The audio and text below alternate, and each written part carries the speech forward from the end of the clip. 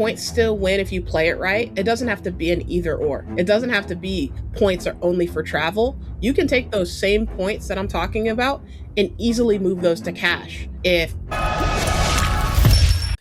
Which banks or card issuers like Chase, American Express, Capital One, etc., are changing the rules that you've seen so far in 2026? And what do you think is driving them to make those decisions? Yeah.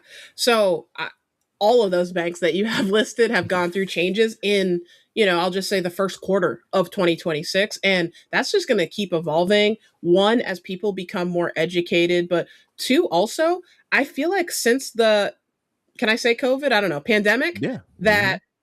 that a lot of folks are now like, shoot, let me treat myself. Let me go on this trip that I've been thinking about because we don't know how much time we have. And not trying to go down that rabbit hole, but I'm Yeah. saying these banks are changing because now there's a huge influx of people that are like, oh shoot, I saw Key in the lounge. I want to go to the lounge. And now they're in there and they're bringing their 13 friends like I used to do. But now they're saying, hey, you can only bring one guest. You can only bring, X number of people under the age of 18 or whatever that may be. So that's the reason why a lot of these changes are happening is because more and more people are choosing to educate themselves on just the landscape of award travel. And what I mean by that is putting points, miles, credit card perks to the test and to the forefront. Are we moving away? Because you talked about point stacking, right? And so obviously everyone may not be able to fully maximize it the way that you have over the years. And I've took some tips from you and Chad and the whole circle on how you guys just be cutting corners on this stuff, so, but are you now moving from point stacking to more of a simple cashback setup in 2026, or do points still win if you play it right? I think points still win if you play it right. And it doesn't have to be an either or. It doesn't have to be points are only for travel. You can take those same points that I'm talking about and easily move those to cash.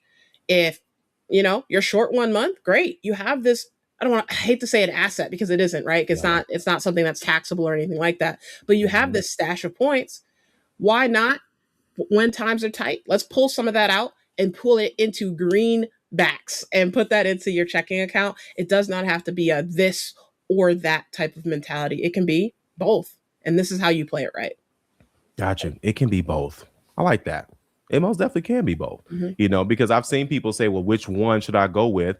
And that's usually for the person that's kind of getting started in their journey, Sure. so just pick one, so there's no wrong answer. There's no wrong answer.